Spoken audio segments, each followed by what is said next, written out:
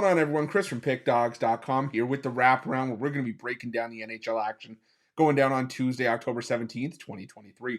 Before we get into it, though, if you like this content, make sure you drop a thumbs up and subscribe to our channel. And if you're looking for my best bets, including my daily $19 best bet, my NHL power play, or my NHL hat trick, make sure you head on over to Pickdawgz.com and click the Premium Picks tab at the top of the page.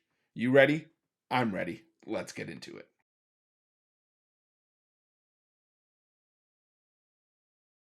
Our first matchup takes us to the Wells Fargo Center, where the Philadelphia Flyers take on the Vancouver Canucks. And, the Vancouver Canucks had a great start to their season, back-to-back wins over the Edmonton Oilers, a tough Edmonton Oilers offense to slow down. But the Canucks outscored them 12-4 in those two games. Meanwhile, the Flyers coming in 1-1 after their 5-2 loss to Ottawa. They do have their home opener here, and the Flyers did play their best hockey on home ice last season. But I still just don't have a read on the Philadelphia Flyers just yet. And like I said, they got a win over a team they should have beat, and they lost in a tough environment in Ottawa. So I feel like I have the better read on Vancouver right now. Vancouver's gotten off to a strong start. I think they continue on that strong start here. They looked really good against the much tougher opposition in back-to-back games in my eyes. So right now, I'm going to lean towards the Canucks at minus 140, but probably not my favorite. It's actually, I shouldn't say probably. It's not my favorite game on the board. Probably one that I'm not rushing to bet.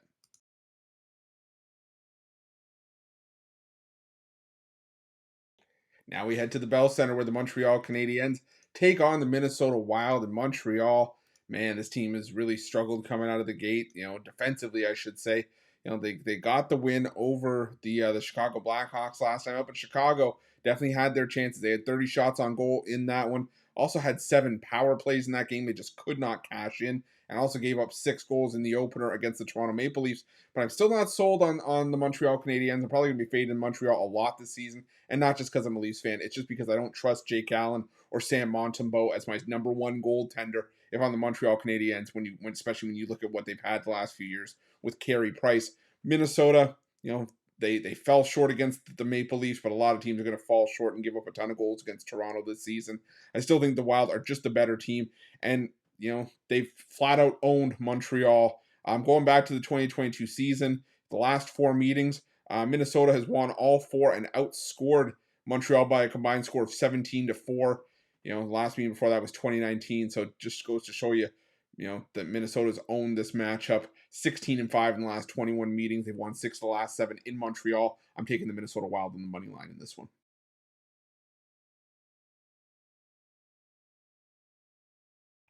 Up next, we head to the KeyBank Center where the Buffalo Sabres take on the Tampa Bay Lightning. And, the Buffalo Sabres, for a team that just missed out on the playoffs last year, have not got out to the strongest of starts. 0-2 to start the year after losses to the Rangers and the Islanders. And now they got another tough task here as the Tampa Bay Lightning come to town. Now the Lightning, fresh off of back-to-back losses, a surprising one against the Detroit Red Wings. Follow that up with a loss to Ottawa in what looks to be a tough home ice environment in the Canadian nation's capital this year. But I'm still going to stick with the Lightning here. I don't like what I've seen from Devin Levy if he's going to be the number one for the Sabres going forward. And the Lightning, I have concerns about Jonas Johansson as the starter for at least the first month until Andre Vasilevsky comes back, probably in December. But the difference here is that, we've seen the Tampa Bay Lightning have the offense to be able to back up Johansson if he struggles. Right now, can't necessarily say the same for the Sabres, who have scored just 3 goals in their first 2 games. So give me the Tampa Bay Lightning on the money line in this one. Next, we head to the UBS Arena where the New York Islanders take on the Arizona Coyotes. And, the Arizona Coyotes coming into this game on the second half of a back-to-back after falling just short against the New York Rangers on Monday night, fell by a final count of 2-1, and this is the Islanders' home opener. So I think the Islanders are going to be high for this game, but the thing is that, the Islanders, they like to implement a tough, physical, grinded-out style of hockey that doesn't resort to a ton of scoring in a lot of these games, and I think that's just going to make it very difficult for the Arizona Coyotes in this game. But like I said, with that style, the Islanders don't necessarily pop in a lot of goals either. To me, this is just shaping up to be a 1-3 wins kind of game. I'm going to go with the under 5.5, but I lean towards the Arizona Coyotes. They have lost 7 straight and 10 of their last 11 on the second half of back-to-back. But of those 7 losses, 4 of them have been decided by 1 goal. So I think we could have a 3-2, maybe a 2-1 kind of game here once again. So I lean towards the Coyotes plus the 1.5, but I'm going to take the under 5.5 in this one. Up next, we head to the Music City and Bridgestone Arena, where the Nashville Predators take on the Edmonton Oilers. And for the Oilers, it was not the start to the season that they wanted, giving up 12 goals in their first 2 games against the Vancouver Canucks, taking the loss in both. Meanwhile, the Nashville Predators split results. They took the loss against Tampa Bay on the road, got the win over Seattle at home, took the loss against Boston on the road. They've gone to 2 tough road environments, taken the loss in both, but have also been competitive in both. And now I think the advantage is they get to go back home where historically they played their better hockey. And right now, the Edmonton Oilers, I do not trust this goaltending as far as I can throw it. They don't look like they could stop a beach ball right now. The Nashville Predators, I think they've got some value here. I'm not trying to lay minus 155 with Edmonton in their current form. I said before, when you have generational talents like Connor McDavid and Leon Draisaitl, it can give you a shot to win hockey games. But at the end of the day, you still got to be able to keep the puck out of the net. And right now, I'm not sure the Oilers can do that. Give me the Predators at plus money in this one.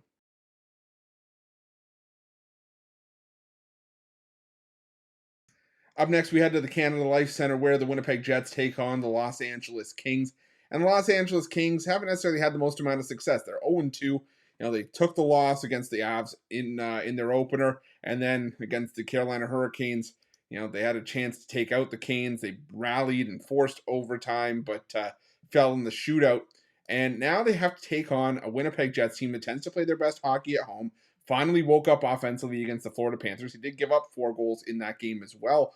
But I just feel the Winnipeg Jets are in a better position right now. The Los Angeles Kings, I think they will be fine down the road. But if you've been watching the wraparounds in its infancy so far, you know my thoughts on the Los Angeles Kings. I just don't think they did enough in the offseason to really improve this team and to take this team to the next level, especially in goaltending. I just don't know how you think that Cam Talbot is the solution to your problems. I think the Winnipeg Jets is a better team with a far better goaltender here. I can take the Winnipeg Jets on the money line at home in this one.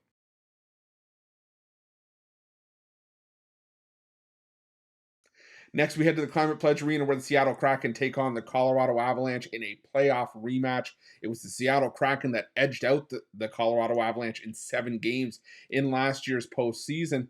And, the Avalanche, they've kind of, bounced back nicely to start this year at least. Got the win over the LA Kings in their opener. Disappointed a little bit, even though they got the win against the San Jose Sharks, because they only beat the Sharks 2-1 in a shootout in that game. I thought the Avs were going to come out a lot more convincing in that one, but a win is a win. On the other side, though, you have the Seattle Kraken, who finally get their home opener, but they are 0-2-1 and only scored 2 goals in those 3 games, and that's what's alarming to me. Seattle's bread last season was buttered on the road, and they've just really struggled out of the gate. I don't know how much better it's going to be even at their home opener against an Avalanche team that has some revenge on their mind after being knocked out by the Kraken in the postseason last year. I think Colorado comes in, exercises some demons. They're just playing the much better hockey right now. So I'm going to take the Avalanche on the money line, but I'm also going to take the under 6.5. This was, like I said, a playoff series last year, but even before the playoff series, we saw a lot of unders between these two teams, a lot of 3-2, 2-1 kinds of games. So I'm going to take the Avalanche here and the under 6.5.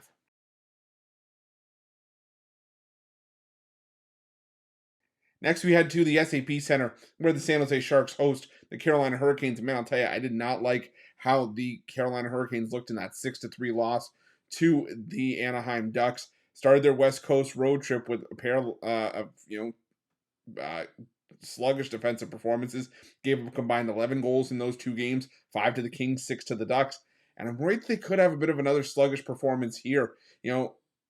Am I going to be rushing to back the San Jose Sharks every game this season? No, but they were competitive against a really good Colorado Avalanche team. They tend to play their better hockey at home. And the last 5 meetings between these two teams going back to December of 2019 have all been decided by 1 goal. Last year, we saw a 2-1 win for the Canes in San Jose early in the season like we have here. And then in Carolina in January, the Sharks made it close, a 5-4 overtime win for the Canes in that one. So I'm going to take a shot here with the Sharks plus the 1.5. Like I said, not my favorite game on the board, not a game I'm rushing to the window to bet, but I'll lean towards the Sharks here.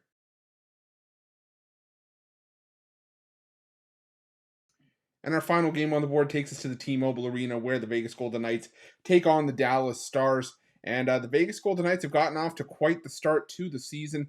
3-0 on the year. The Dallas Stars only have one game under their belt to this point. It was a 2-1 win over the St. Louis Blues. And I think that this might be another one of those, low scoring defensive battles. I mean, you look at Vegas this season, all three of their wins have come by a final score of 4-1. Don't know if they're going to have as easy of a time here against the Dallas Stars team that has a budding star in goal in Jake Ottinger. And the Vegas Golden Knights, well, they've got Aiden Hill, they got Logan Thompson, they got a solid core themselves. And prior to the final two meetings of last year's playoff series, which is another thing that's to keep in mind here, this is a playoff rematch. A lot of the meetings in the regular season were low scoring. I mean, going back the last 10 meetings, 7-3 to the under. To me, this just feels like another first to three wins kind of game. I'm going to go with the under 5.5 between the Stars and the Golden Knights. That's it. That's all the NHL action for Tuesday, October 17th, 2023. If you like this video, make sure you smash that like button and subscribe to our channel. Also, make sure you have notifications turned on to get the newest and most up-to-date content here at Pick Dawgz. And a reminder, if you're looking for my best bets, check out Pick Dawgz Premium and let me know your NHL picks in the comment section below. Thanks for watching. Good luck.